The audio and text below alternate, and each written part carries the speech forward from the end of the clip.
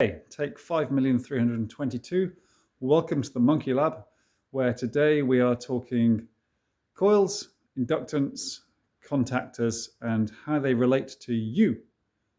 They may relate to you if you're messing around with switching power on, say, electric vehicle batteries, such as the one that's there behind me. That's a Nissan Leaf battery on its edge, and both the positive and the negative connections from the battery out to that cable are switched by contactors.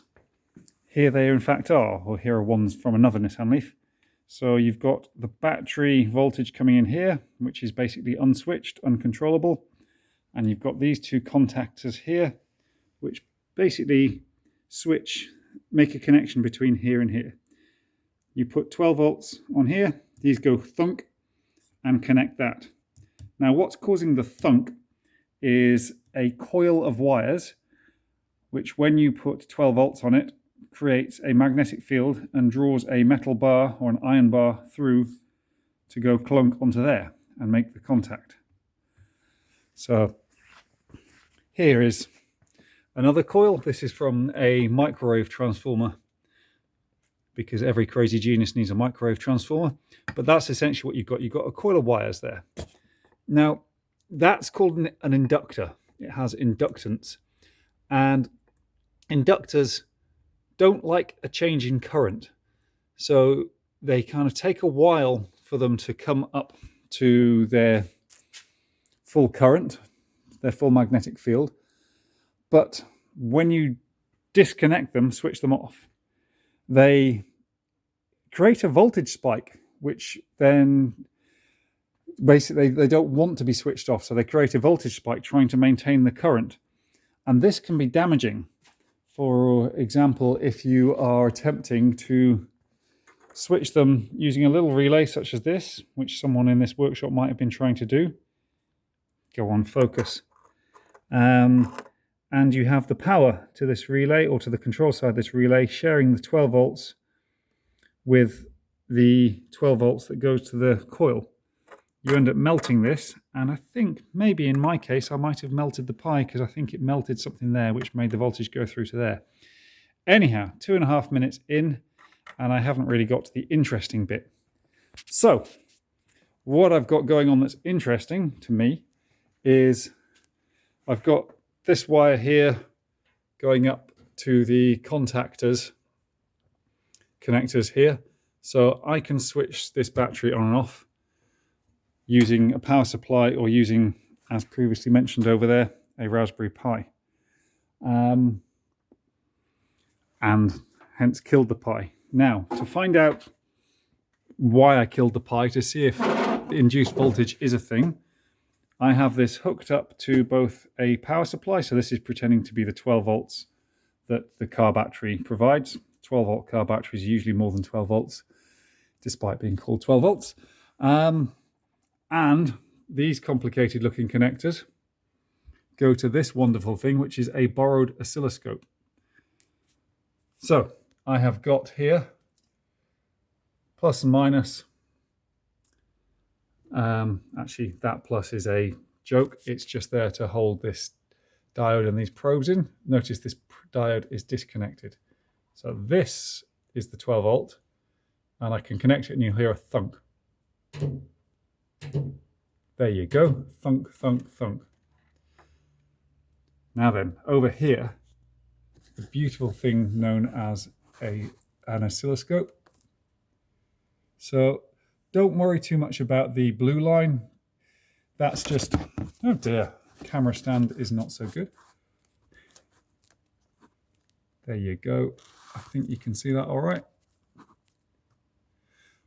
So yellow line is the voltage on the contactor side. Blue line is a different scale, so don't worry about it, but it's just the supply voltage. Now I'm going to connect and disconnect these contactors a couple of times. You should hear the thunk, and watch what happens to the voltage.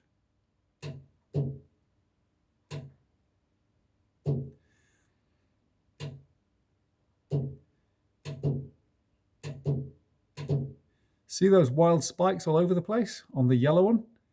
that is the inductance. That's it not wanting to give up its current, and so causing a voltage spike. Now, if I do this and try and actually capture one wave, let's hope it's a good one. What do we get? Yeah, that's a good one. So now I've caught this, and you can see if I wind this up, how far that has gone. So if I change this to that on channel 1, yes. So down here. So that went down as far as minus 100 volts. And given that our supply is about 13, that's about 113 volt spike. 115 we've got showing there, but roughly 100 volts, which generally electronics don't like. So, how do we deal with this, I hear you all ask? Let me turn it back into that. The way you deal with it is you put a diode in. So a diode, here's one generic diode. There's tons more all around the place because that's what I'm playing with at the moment. A diode is like a one-way valve. So if you see here, will it focus? Am I dreaming? There's the one end with the silver on it. It won't allow, if you have positive here and negative here, it won't allow current to flow. But if you have positive at this end and negative at this side, it will. It's just that way allows flow, that way blocks flow. And if you noticed when we had the spikes going here, they were going negative, they were dropping.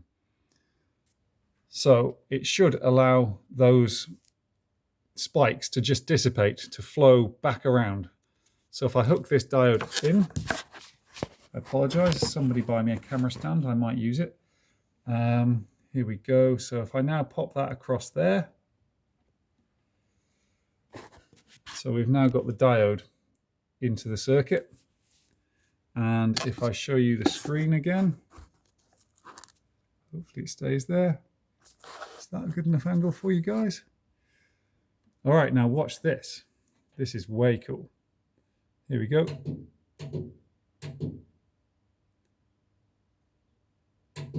So spike's all gone. And again, if I try and catch this, did it get one? Yes, it did. So I don't know, can you see down here volts per division? 20 volts at the moment. So let me change that to be 5 volts. Bring it on, oh, not cursor, channel 1. Bring it on down. Can it even go a bit more than that?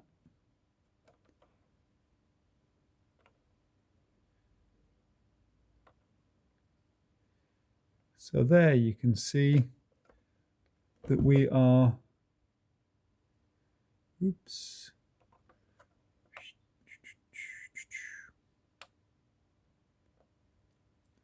Basically, we are just doing what the power supply is providing.